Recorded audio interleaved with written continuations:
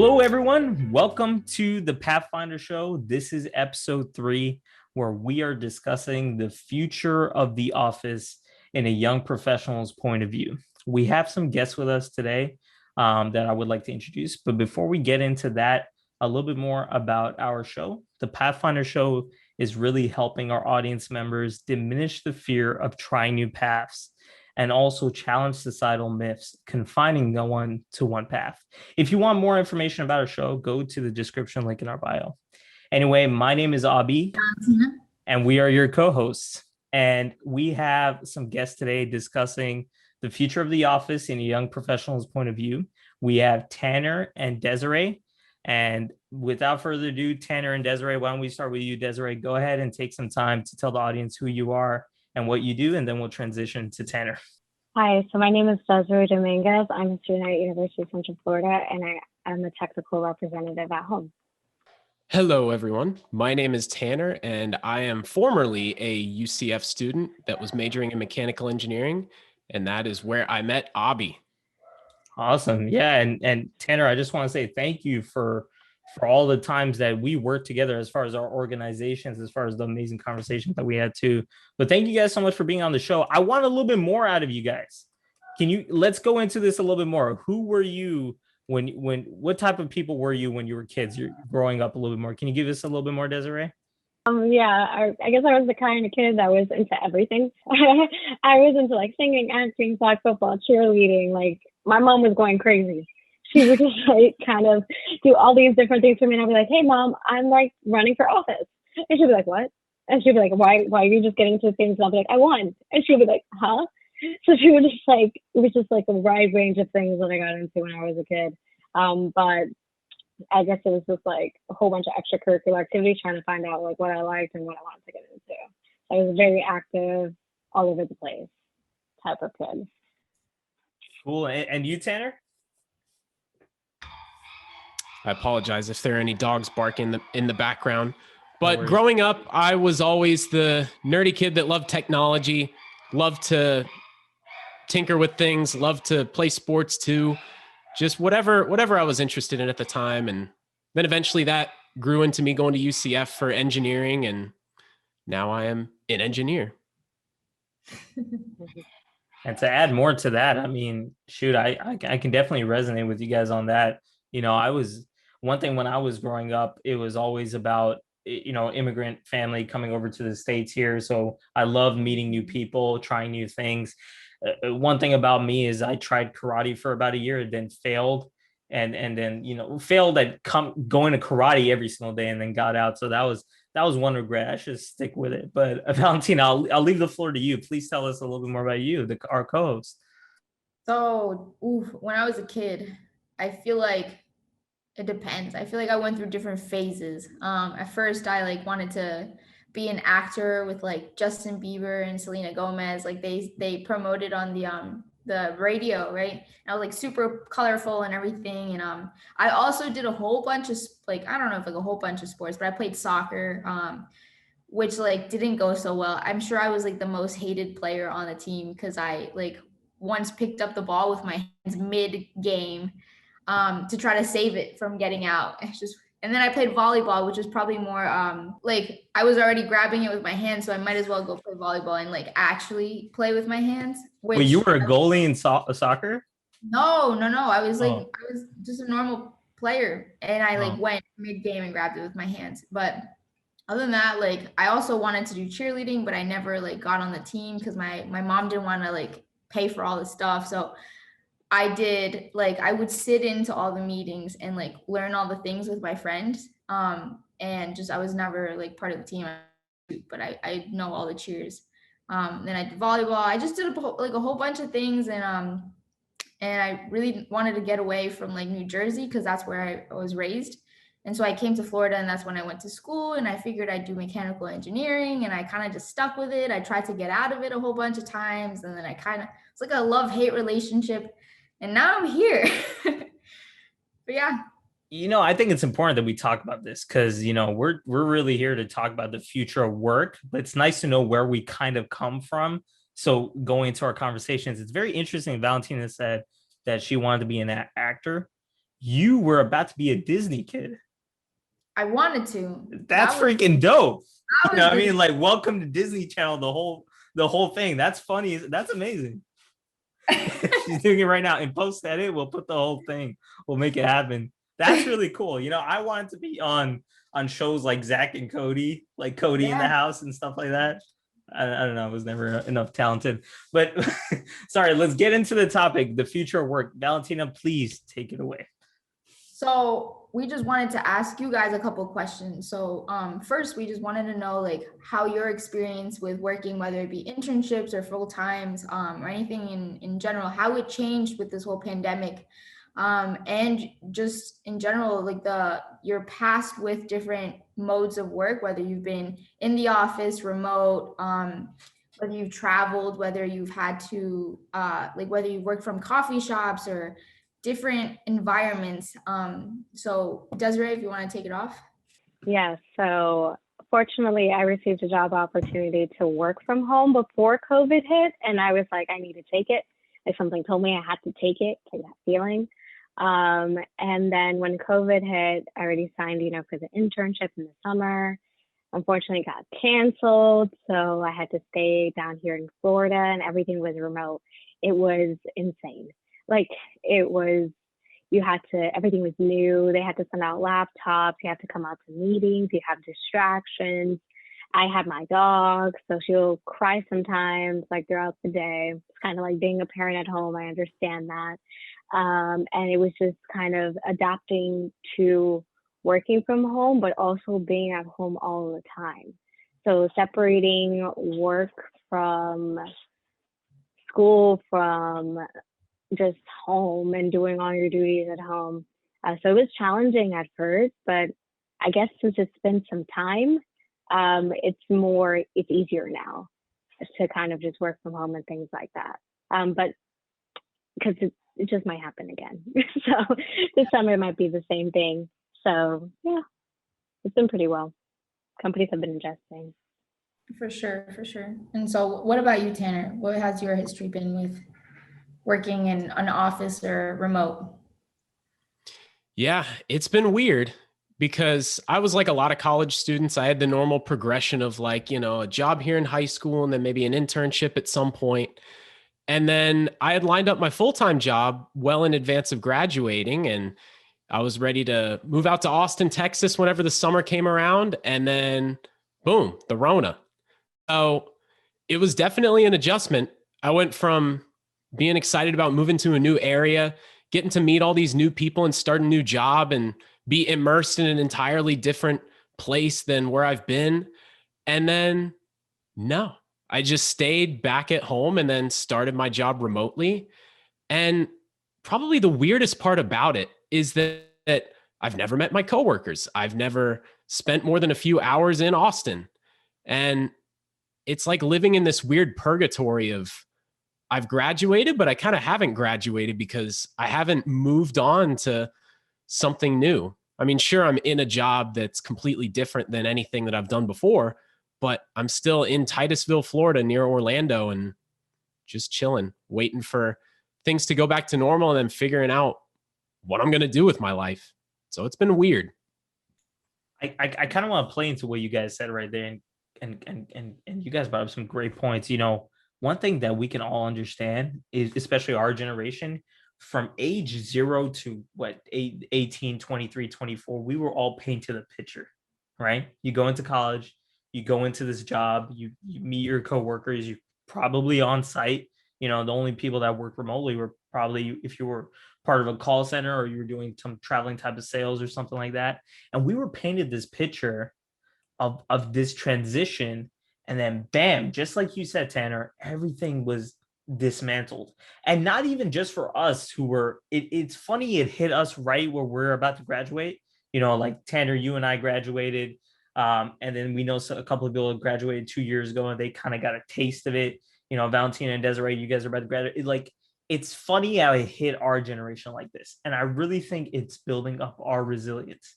I'm going to be a little biased. I think our generation is going to be one of the most resilient people coming into the workforce. But the funny thing is it dismantled not just our generation, everyone. people, you know how the older generations in your workplaces, they're like, no, this is the way it's been, this is the way it has to be. I mean, we can understand that. I know some of you guys are smiling here, but thoughts on that aspect, like how this picture was painted for us, and it was just like everyone had to adapt. Feel free to put it into. So I want to add on to that, Abhi. So our generation is kind of looked down upon. So like if you're like Gen Z and you're between a millennial or Gen Z, we're kind of looked down upon a lot. But we do have more resilience. I think what the Rona did and what Corona did mostly was the fact that it kind of got people to realize what they wanted to do in life or what they haven't done, and to act upon it, and to see and to reevaluate their life, to hide a time period to reevaluate their life. Unfortunately, it happened in our generation where something always happens in history. Something always happens to every generation in history. And this is going to be our point, where we went through a pandemic, where everything was going wrong, where the internet had to be stronger. Their cell servers had to, our cell servers was crashing at first. Now, everything has transformed in such a short period of time. Zoom has now been the way to communicate, even through birthdays or drive-bys. Like everybody's been getting creative to connect with one another. Happy the hours. Drive-by birthdays, the drive-by, the happy hours at 5 with your team, like drinking beer, or the drive-by birthday that you see for the little kids. Everybody's been getting creative with this entire thing. Unfortunately for high school students, I feel so bad for them because they don't get to experience prom or grad bash like we did. And they have to kind of like the freshmen have to stay at home, so they don't get that interaction. But we're so used to kind of interacting like by the phone anyways, that we can stay in contact with one another, not know them personally to a personal level, but at the same time be able to communicate. So fortunately, we're in a good spot that we can do that at this point. Yeah. And then even outside of things that have completely changed because of the virtual world that we've moved into, some things that were already happening just accelerated. Like if you look at a year and a half ago, some companies were experimenting with the idea of half work from home, half work in the office, or you heard about some companies like Microsoft talking about moving to a 4-day work week, and all these little things that people said were going to happen over time. It just got bumped right up to the front of the line and then happened overnight. For better or for worse. I mean, some of the things needed to happen, and there were, as weird as it sounds, some positive outcomes to COVID, along with the numerous negative ones. And one of the weird things I've noticed, especially for people our age, is just for a little bit of background, I'm in a role called a solution engineer, otherwise known as a sales engineer. That's a customer facing role. And so the way that my job has been done traditionally is that some communication will happen virtually, and then people will go in person and meet the actual customer and then problem solve with them and talk out all these things.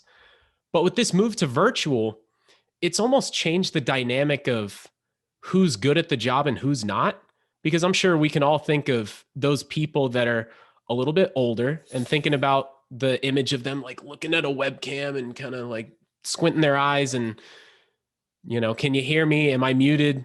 All that jazz. And it almost provides an opportunity for us young people that grew up with this technology to figure out a way to differentiate ourselves. So it's interesting. Yeah.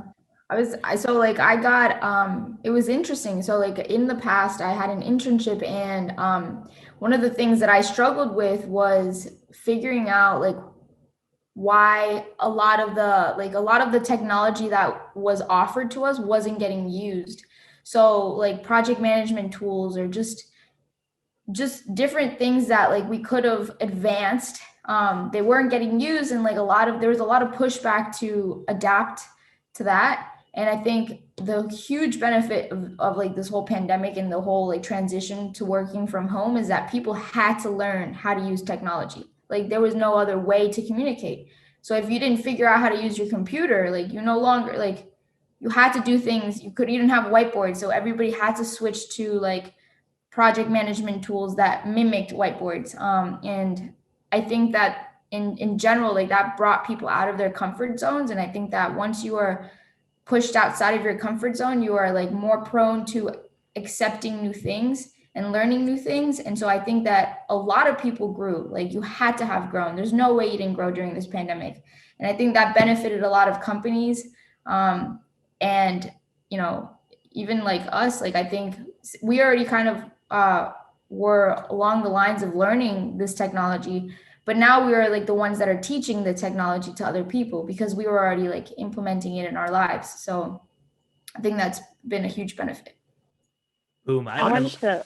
Oh, sorry. Go ahead, Desiree. Sorry. Go ahead, Adam. No. Go ahead. So You're the guest. You're the guest. Okay. I wanted to top that on Valentina. When you said that for change, if you're not changing, you have to grow, or with getting out of your comfort zone is kind of growing. That is what Corona has taught us completely. Especially with now you have people getting into stocks, because another thing that it taught us is passive income. You have to have multiple types of income, because if one thing goes down and you lose your job, what else is going on? Do you have a backup plan? Do you have another source of income throughout this time? Most of the people that lost their jobs or, you know, had unemployment, some people took advantage and they put it into the stock market. And I think when AMC went up and when GameStop went up, oh, so many people went crazy over that. And it's kind of like, it shows you the opportunity of multiple incomes, so you can, you know, have that wealth and be able to live off of different means in case one of your sources goes off. It teaches you about retirement for the people that could not retire in the past 2 years because of everything that was happening. Also, the importance of family. You're always coming back home to help out or checking in on family, and that shows you what's important. That quality time with them is what is most important. Is to enjoy that time with each other and to cherish it. And I think the last thing I would have to mention to this is that with Corona, we all did grow. We grew in different aspects. If you didn't grow during Corona, then I don't know what you did. But everybody had to grow at some point, maybe not as fast as others. Yeah, there was a lot of ups and downs, but in the end, you just have to keep on pushing. It kind of taught you got to keep pushing. Even if you have another fall, even if something else goes wrong, you got to keep going. For sure. And the three of us, Valentina and Desiree and myself, we've been talking about our traditional style of jobs. I'm curious to hear a little bit about Abhi. You know, you've been working on Fluix for a while. Shameless plug, Fluix LLC, not a sponsor, fluixengineering.com. But how has it been for you? How has it been for you going from this adventure of going through a startup, which is already a major mind shift as far as wrapping your head around what to do, and then that entire thing moving into this uncharted territory of COVID times? Right. No, I love that. You know, one thing I want to say to get into that is accountability, right? People had to be scrappy. Like you wanted to start something like a new blog, a new podcast like this for maybe, or a new business. And COVID was really the punch in the face or the push in the right direction. Be like, you know what, why the fuck not now, right? And to answer your question, Tanner, it was weird because I think you might have seen this in college. My whole thing was college was not the priority. The business was a priority. Maybe I was a little brainwashed, right? And that's totally fine. People have their different paths. My whole thing was get through this class so then I can go get quotes from a vendor, so then I can send an estimate to a client. Like, just let's get this client, you know what I mean? Okay, oh, I was speaking to a client and maybe my messaging was off, you know what I mean? So a lot of the work that I did before COVID, it was already adapting, because as you know, when you're doing a small business, you're changing things all the time. The model, you're changing the validation strategy with the customer. So really, my whole experience is, a lot of people don't know, I'm a co-founder of a manufacturing company called Fluix. We design and manufacture liquid cooling solutions for the computing industry. And my co-founder, Eduardo, he lives in Ecuador. So I was working remotely throughout before the pandemic. I was having video calls with him, and we were manufacturing over there, and you know, we ship products over here. So the way COVID really impacted me is it hit us on the ground level. Imagine a scrappy startup trying to get its footing with a customer, and the raw material base gets pulled out from underneath you.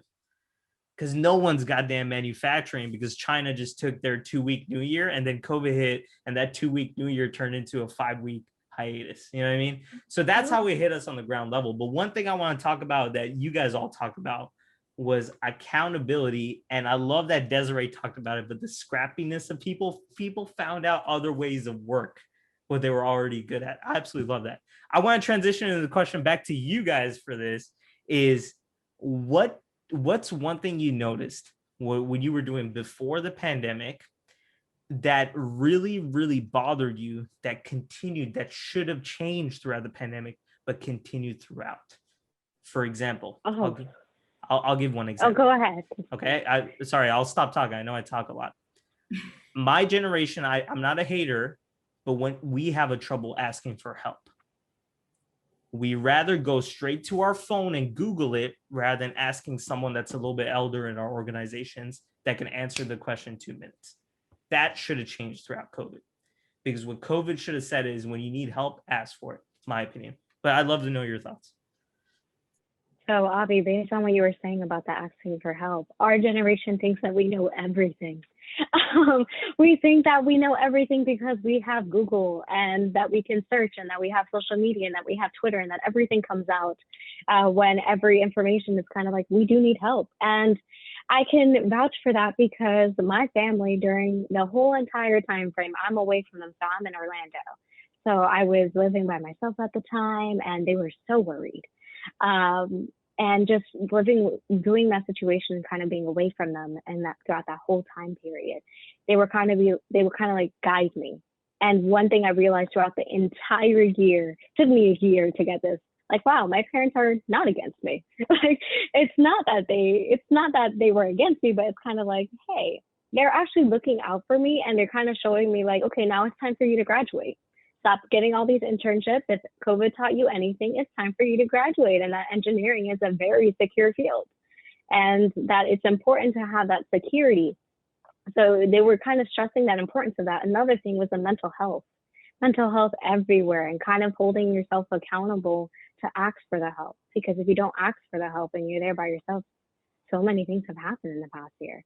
So with the mental health issues and kind of just asking for your help or going to your parents, like, COVID has also brought up, like, there's all these mental health, and yes, that we may have had a good life, but we were still rushing throughout life, seeing only the joy, getting instant gratification, like instant satisfaction, like through likes and things, rather than taking the time and understanding that we need to take a step back and realize what we're doing, and not just rushing and doing internships and working and traveling and trying to get everything done without like breathing and realizing, like, who am I as a person without my career? What do I want to do? And what do I need to work on? For sure. I was gonna add to that too. Another thing in terms of like asking for help. I remember like in my past internship, like we had cubicles. So like whenever I didn't really like know something, like I knew I was even told like, look for it yourself, because I would ask right away. Like every time I'm like, oh, like I don't know how to do this, I'd pop over and be like, hey, how do you do this? And I didn't Google it. And my feedback was Google it first. My manager even said, like, if you can't find it in 2 hours, then ask me.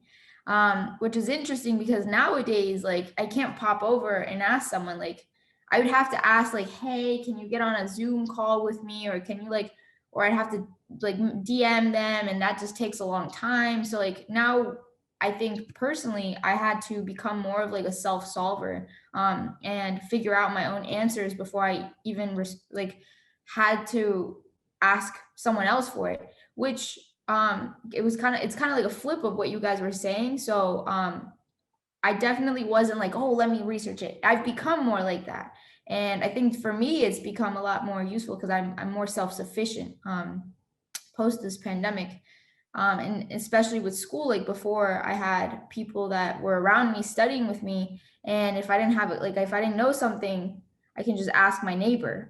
Now, who gets on like a Zoom and says, oh, do you understand what he just said? Like the professor's presenting and you can't chit chat with your people around you so that they can explain to you in the back row of the lecture hall So we kind of just either isolated ourselves a little bit and maybe got less help than what we should have gotten, or we became more resourceful. So I feel like I bother people in my organization on that, because if I misunderstand an email, I'm like, fuck, all right, hey, can you hop on a 5-minute Zoom meeting? And I know, because they wouldn't do it in front of me, right? Because we're too respectful in our small organization. But I know they're like, he wants another 5-minute meeting. I know they're saying that, and I get it. But I definitely understand. And I think the millennials, not to blame any millennials, but I think we've been hearing it from the 30 and 40-year-olds so much in this type of workplace environment. Even in the internships I was a part of while I was in school, I've been hearing it a lot. That exact same thing. Hey, Google it first. If you can't figure it out, come and ask me. And that got us into a sense of fear of not being able to ask for help. Like, fuck, what if Google can't give me the answer? Am I stupid that the #1 search engine in the world can't give me the damn answer? Am I retarded? Like it's that type of judgment type of thing. I definitely feel you. And to get back into that, I wanted to ask you guys, why the hell are we still judging people for asking for help? Even the way the work is being done, I don't think that should be the case anymore. And it's different when you're in college and you're asking someone how to do this heat transfer problem. They're like, well, you should have studied this. This was on chapter 2, bro. Why didn't you study this? It's different in the workplace because it's going to a common goal. We're all part of the same team. You know what I mean? I just don't understand it, me personally. Yeah. I mean, I haven't really run into personally in these times of people being judgmental against asking for help. Occasionally you will see it. And I think it comes down to, if they should be able to figure out the answer, then they should try to figure out the answer, because occasionally you see somebody that, you know, that they've been told at least where to go to find that answer. And then they'll still ask for help the second they encounter any kind of resistance.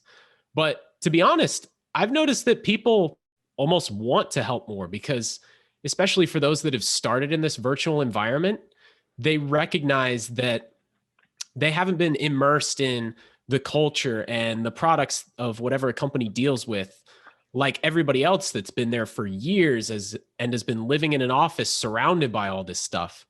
I found that a lot of leadership is very accommodating to people asking for help.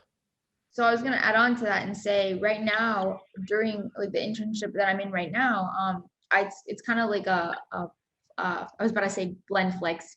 It's kind of like a hybrid. So I have the option of going in and meeting up with them whenever they meet up at whatever location they're at, which could be like a restaurant or a coffee shop, or I can work from home. And I get so much value from actually meeting up, because since I'm new and I don't really know about all the different clients, I can hear what they're discussing about while I'm working. So if they're having a conversation about client A and I'm like working on client B, now I'm getting like a more well-rounded understanding of what the business is doing and all the different clients that I'm not working on. So I think that has been like, you know, at least having the flexibility. Like there's some days that I can't go because I just have other meetings or have to be home. But it's nice to be able to know that when I do have the time to go and like meet up with them, I can get so much more like value from it, because I'm just around the people talking about things. And in my previous internship, I learned so much just from that. Just from hearing people talking about someone else, like something else. The team behind me would be talking about like a different problem. And so I'd peek in there and then I'd see what they were talking about, and they'd explain to me new things. And I learned so much. I picked up so many things that weren't directly related to what I was working on, just because I was around people. So that's kind of one thing I miss. I know you're trying to lead into that question of what do you miss, but I kind of want to bring things back, Valentina. Sorry, I know you hate me. I definitely agree with you. I feel like people are a little bit more flexible in helping out. I've noticed this. And I have one theory. I think they're comfortable as fuck in their own homes, in their socks, in their pajamas. They know they can heat up some food in the kitchen. They're more comfortable. They're in their element. And I think that's the ability to give back. So I just wanted to put in my 2 cents. But yes, I do want, if you have any thoughts on that, please let me know. But leading into the next thing. Oh, sorry. You want to talk? Go ahead. I'll mention a quick talk about that. So I think when you said like in reference to asking for help, like our generation wise, I think it's our ego. I'll personally say I think it's our ego, and we're friends. So like we want to be able to like show off and say like, but you gave me this internship, so I should already know this type of thing, rather than going and asking for the help. And they're willing to help. Every company have been adjusting to every situation, and they're willing to meet up. They're willing to help. They're willing to like give in that extra time and to do that. So I think it's mostly like us. We're too afraid to ask. Because that's out of our comfort zone, because we're supposed to already know it, or we think that we're supposed to already know everything when we really don't know much. That's the whole point of the internship. So. Can I bring a left wing? I love that you said that. Can I bring a left wing real quick, just to throw everyone off? How many times were you guys in a serious work meeting, and let's say like a family member walks by, or like someone drops a dish, or someone says, "Oh shit," or like a roommate comes in and he's like in his towel, "Hey bro, you see my socks?" Or something crazy that's happened? Because I'm not gonna lie, it's happened to me several times with my roommates, and now with my family too. So I'd love to hear any stories you guys don't mind sharing real quick. I think it would be value adding. Well, one of the less embarrassing ones is 20 minutes ago. Obviously, my dogs were barking, and nothing I can do about that. But I remember it was like 2 weeks into the new job, and we were having like a small group of 10-ish people. It was like our manager, and then all the people that were alongside me going through the new graduate training program. And at the time, my brother was still working from home, and my window in my little office here is the only window that faces a certain direction. And there was a SpaceX launch that was going off, and my brother comes running into my room with his shirt off and like looks out the window, and and I turned off my video, and I didn't mute my microphone, but I was like, "Get the heck out of here." And then, I came back to the video and I was like, "Did anyone see that?" And they were like, "Yep." I was like, "Okay." And then at that point I sat down with my brother and I was like, "Look, man, this is my office. I'm in the workplace. Can't be doing that." That's funny. The whole mute thing is definitely, I actually like in one of my classes, there was like a viral video going around about like people not turning their cameras off when they're in Zoom. And then it happened in one of my classes, like this girl didn't turn her phone on, and like you could tell like she was in bed, she just woke up, like she was like checking her phone, and we were watching her check her phone. Everybody's messaging her on Zoom like, "Hey, your camera's on. Hey, your camera." Didn't notice. She went in the kitchen, she got some water, and then she goes in the bathroom, and we're all like, "Oh no," like, and you couldn't hear anything, and the professor didn't notice, and everybody was like suffering. And that was like, I don't know if that ever happened to you guys, but that was definitely like, it was still my biggest fear. If I ever like walk away with my phone, I'm like checking it every 10 seconds just to make sure the camera and the mic is off, just in case, Webcam covers. Webcam covers is the way to go. Because I know that I have that for my laptop. Because I think I had one situation where, what happened? Oh no, I think I've had several situations. I've had my roommate just like running with his girlfriend down the stairs, and just like, they're like, "Well, what's going on?"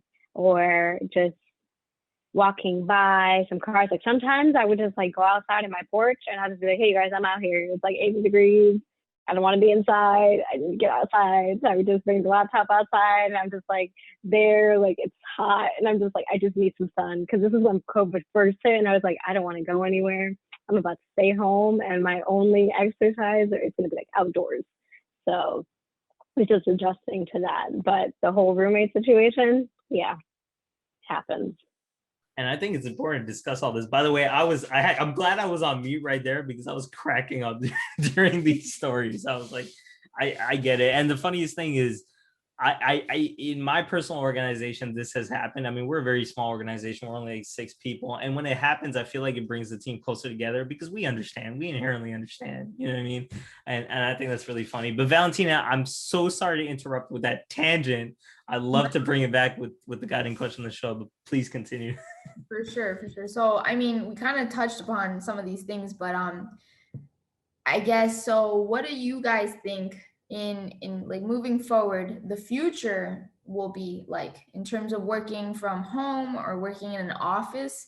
And to tie that in, if you want to answer both of these at the same time, like if you were in charge, what would you guys do moving forward with your company? Or like what type of work do you think would be or would benefit from having work from home? Or like would you do an option? Would you make it optional? Would you have it be like every Monday everybody comes in and then Fridays everyone works from home? And like what would you guys do in this situation if you were in charge of the people on your team?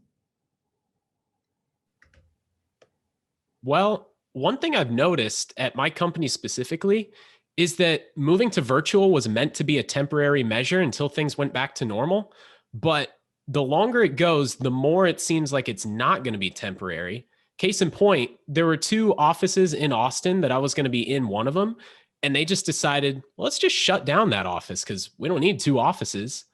And then even a lot of customer facing stuff that in the past, it's like, well, of course you've got to go in person for that, is moving to virtual because they've measured the numbers with cost of travel and they just see a better ROI of just being 100% virtual, which I can't blame them. My ideal scenario, though, as far as how I would like to see it play out, is maybe 2 days a week in an office and the rest of the time at home, or maybe 1 day a week in an office, the rest of the time at home. Because I love being at home. I'm comfortable. I've got my nice computer set up and I can just be alone and talk to people when I feel like talking to people. Really nice computer setup, by the way. Might as well add. Thanks, Chief. So I'm actually kind of different. I'm more of an extrovert, so I wouldn't want to be in an office. I would want to separate work from home. My dog is sighing in the background. She's really like, Mom, you're on a call again. So it's kind of like I would want to separate that time frame and I would want to go into work.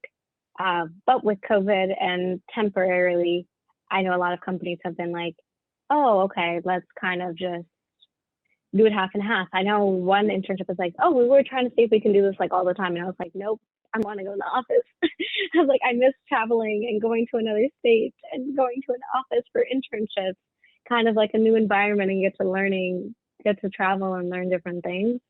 And also like if you need help, like your boss or, your manager is like right across from you, rather than having to schedule a Zoom call, or if you have technical issues, you have to call so many places and different numbers, rather than just taking it to like a tech place, like a tech, what is it called? One of those tech stops like that they have in the office.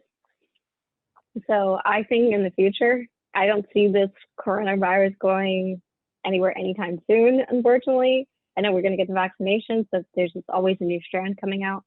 So I think that we're probably going to be working remotely and doing kind of a hybrid thing for the next year or two until it all settles and until this is completely away. So this is our history, kind of adjusting to this.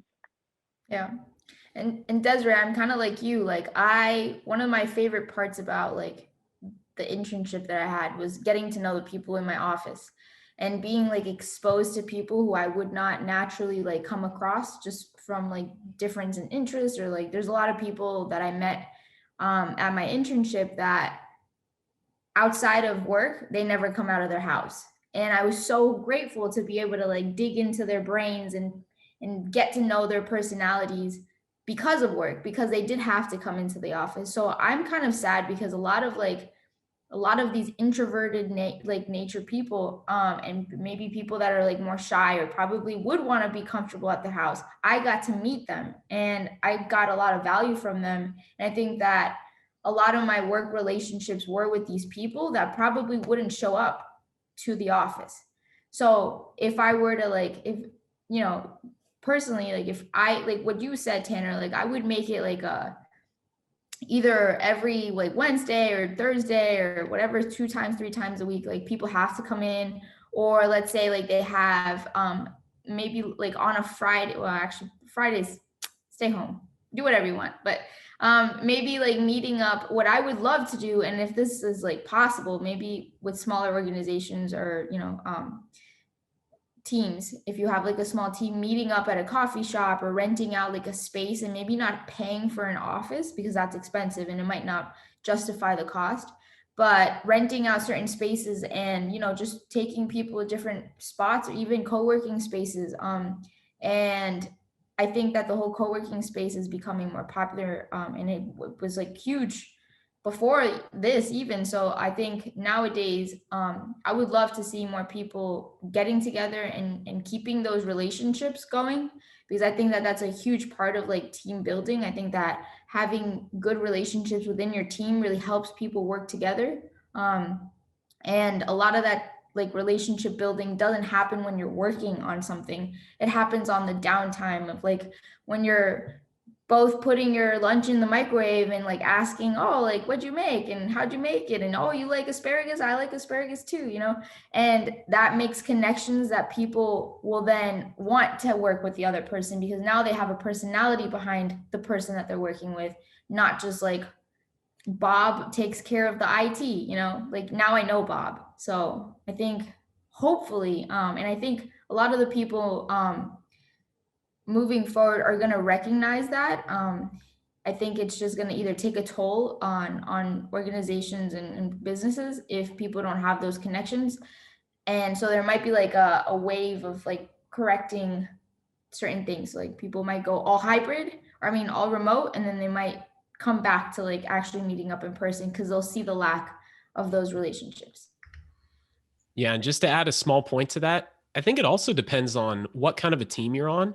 Because I noticed since I started work, I was on one team and then eventually moved to the other. The first team I was on, my boss really understood how important it is to, even in that virtual environment, have a lot of team interaction. And we were almost forced to interact with people. So it filled some of that void. But then I moved to a team where the audience is a lot older. And I guess they're not as in tune with how that works in a virtual environment. And to be honest, even though I lean a little bit more on the introverted side and I'm okay with being alone for long periods of time, I'll notice that eventually I'll be like, man, I just want to like call somebody and talk about mechanical keyboards or Minecraft or whatever. I just want social interaction that's not forced by some kind of work meeting. Yeah. So kind of what he was saying, like of being a little bit more introvert, I actually became more of an introvert kind of during the pandemic and kind of learned how to be by myself more. But I do miss going and talking about things or picking up a project. Like if you were in an internship and let's say this is not the specific project that you wanted, you can easily just go over, if you were at the site, go over and talk to somebody and just introduce yourself, like Valentina said. But doing it virtually is kind of a little bit different. It's not like you can like pick up the project because then that requires access and all these things rather than you being able to volunteer your time when you're actually at the office and picking it up there. And during the time of also social interaction, you're right, forcing it and depending on things. Like I remember one of the internships I had, I joined a book club just so I get to talk to people. and it was just a book club thing that they were doing, and it was every week. And they sent us a PDF for us to read, or they just gave us like every chapter. So, yep. And I really love this topic because you guys brought in so much of not just tactical stuff too. Like you have to consider the costs of commute. It's just something that you can't deny. The traffic jam is the 21st century's worst nightmare, right? Now our traffic jam is mostly on servers. I mean, that's a whole different topic. But when for us on a small organization, for my company, I mean, we were part of co-working spaces. We had spaces given to us by the university as well. One thing I noticed was we went all remote, because that's something that we were referring to. Of course, our small manufacturing department had to go to the machine shop to crank out products. But one thing I realized I found myself doing when we made that remote switch is I found myself creating a lot of processes, a lot of SOPs, a lot of documents for employees so they can just refer back to it, thinking that it would be more productive. And then I'm sure you guys remember this in your own organizations. There was such a period where everyone was hopping on calls, like figuring out this, figuring out that. It was kind of like that SpongeBob meme of like SpongeBob's brain running around file cabinet stuff. I love that episode. But one thing I said was, thank God that I'm not a fucking $1 billion company, or we're not a $1 billion company. The real estate asset plummeted. No one's going to fucking work, right? Your real estate assets plummeted. The little Starbucks that you're renting out as a lease in the bottom floor in your lounge, they're not fucking bringing in rent. Everybody's gone to shit, right? So it was the funniest thing when you guys said that, because I was like, holy crap, these large companies are really reforming everything. And then when you said, hey guys, don't worry, we're going to do this for 6 months, we're going to come back in, it's going to be just the way it was. And it doesn't work that way, because now the whole thing is I'm talking to clients and I'm talking to clients every single day, and they're like, wait, I can't wait until the vaccine comes in, because then we're going to have waves of people coming back. I still think, and this is just me personally, it's so important asking your employee, because your employee is your asset. You know what I mean? Just ask. The one thing, a problem I have is I think leadership will make a decision without asking their employees. That's the only problem I have with this whole remote or stay at work type of thing. At least ask your employees, you know what I mean, before you make a decision. But that's my 2 cents on that. Yeah. Sorry, I didn't want that to be a rant. No worries. So I have a couple more questions. So, what were the benefits that you guys thought that you got from working remote, and what did you think were the major challenges for this whole transition? Discipline. So having discipline and having grit, I think it was a thing that I had to learn. But also it was a big challenge in the beginning, like having that discipline, because when you're home, you want to eat like crazy, but you always have to do work, or like, especially for coding, you have to be in the zone. If there's any really much distractions, it's kind of like you can either put on your headphones, your internet has to be on point. If your internet's not on point, if your roommates are being loud, you can't really focus. It's kind of like having that discipline and kind of just staying there and doing your work. Kind of like what Tanner said earlier about his brother just running in for a space launch. It's kind of like that. Like, you still have to be like, okay, let me take my few minutes. It happened. Now let me go back and let me finish the work. So I think that it was a big challenge, but the benefit has been growth, kind of growing, kind of realizing that maybe the future of engineering, for some engineering, is probably at home, and kind of seeing like, is that the life that you want? Is this the career that you truly want now that you're spending all this time doing it and working all these hours? And sometimes people would work on the weekends as well, because everybody's at home. So you don't really get to have that time away from your home life in a way. Yeah. Discipline's a big one, because beginning a pandemic, like Desiree mentioned, I was eating a metric butt ton, especially because we thought grocery stores might be closed for a while. So we were buying all the non-perishable stuff that's really calorie dense. And eventually you just had to force yourself to get out of that habit. Or with gyms closed, not going to the gym for a while. Like, that stuff really spirals you downward until you just feel bad about yourself. And once you get out of a routine, you just get bleh.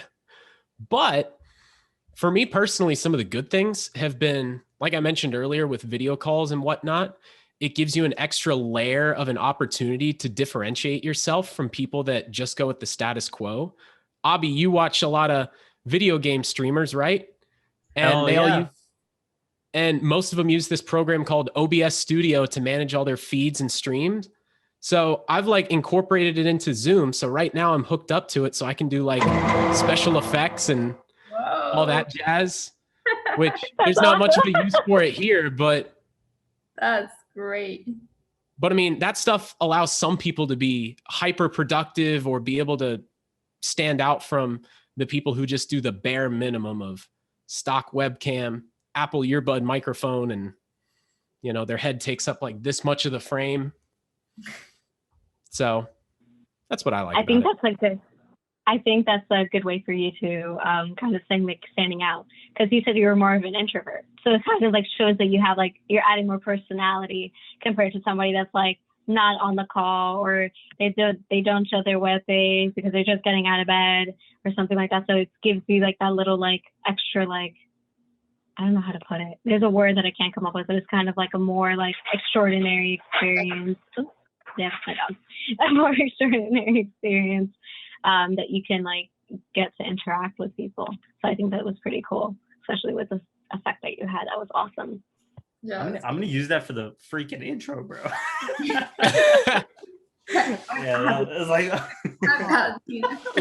So to add on what you guys were saying earlier, I definitely struggled with discipline, especially because before, let's say if I was working, I had people around me seeing if I was taking a nap. Like now I had my bed behind me, and I lived with my mom at the beginning of this whole pandemic. So like I was in the room and she was in the living room, and I set up my desk in the bedroom, and we had to switch because my mom is a lot more disciplined in terms of naps than I was at the moment. And so I had to get away from my bed. Like not even that, like at some point I don't know whether it was just a lack of going out in the sun or lack of like doing things that fulfilled me and made me happy, but I was just sleeping and sleeping and sleeping, and I get tired, and between lectures and stuff, I just want to keep sleeping. And the bed was right there. At work, you couldn't there was no beds, so I couldn't take a nap. Well, I couldn't take a nap. But in general, that was definitely like a struggle for me, but I think that was amazing because it kind of forced me like into creating this discipline and exploring what that meant for me. And like waking up, I didn't have to go, like it happens to me now with some of my lectures, I can turn the Zoom link on and sleep through the lecture. I don't have to actually go to lecture, and I won't really miss anything because I can like listen to it in my dreams. But in general, that I think I became more of a disciplined person because I kind of had to, because in order to advance, I had to. And the other thing that I thought was a benefit of all of this is I guess this is my office now. Like this is where I focus, and I've kind of created that in my house.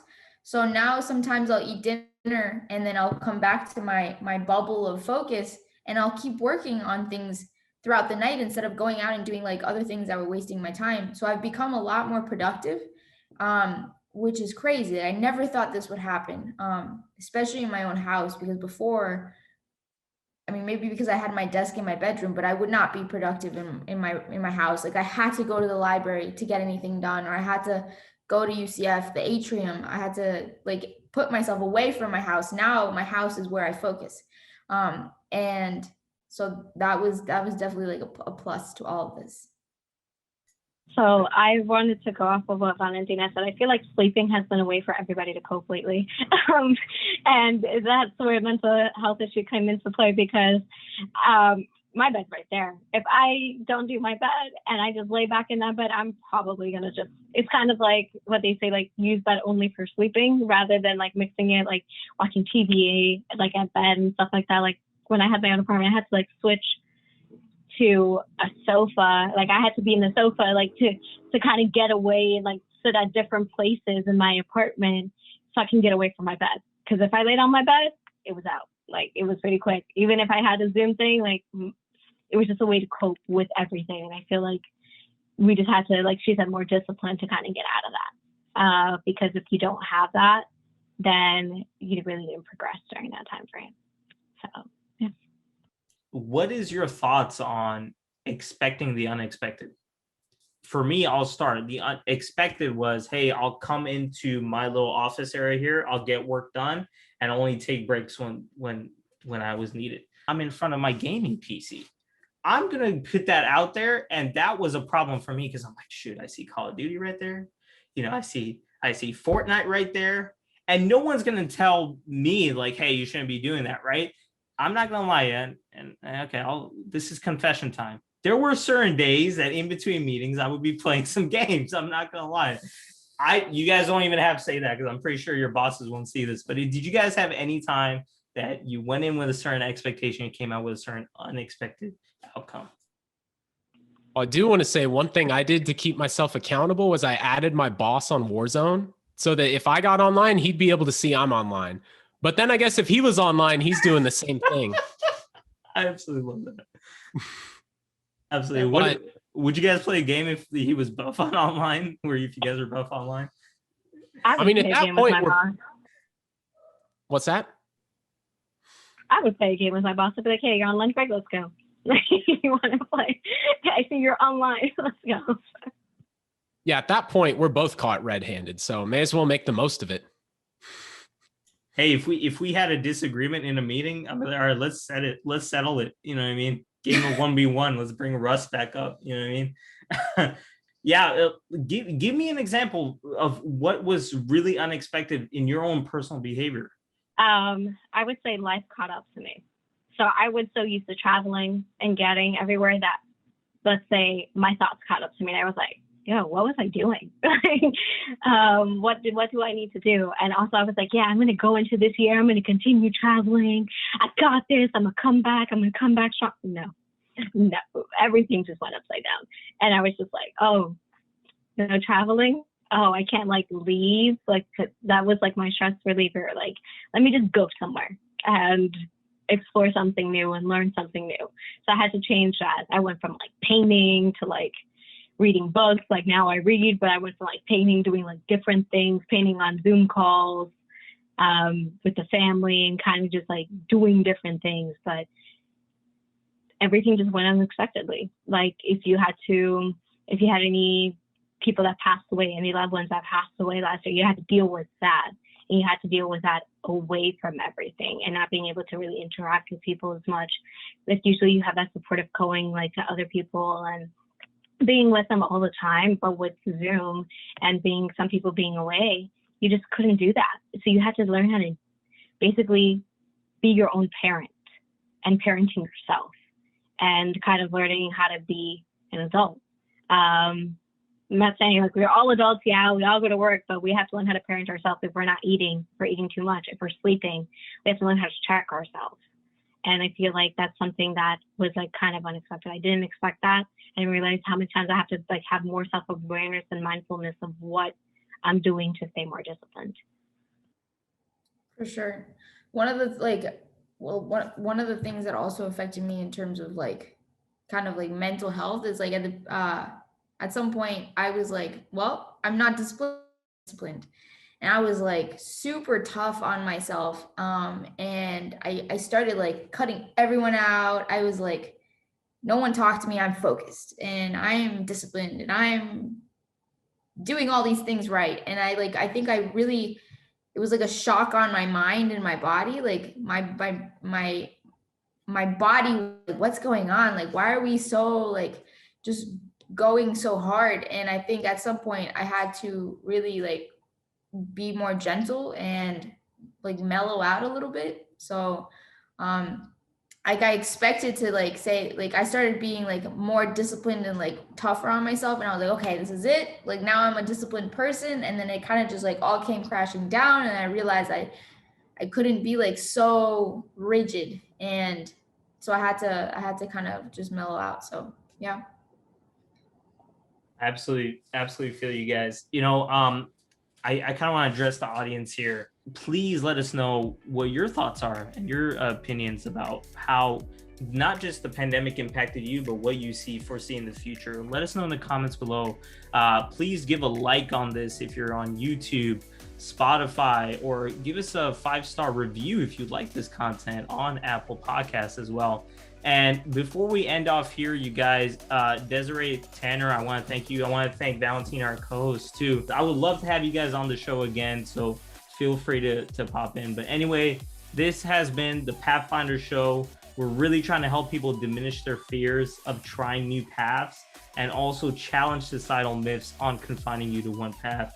You can follow us on all types of social media. Go to the link in the bio and the description and check out our previous episodes. And I just want to thank you guys again for being on the show. Thank you. Thank you for having us. Well, thank you for having us.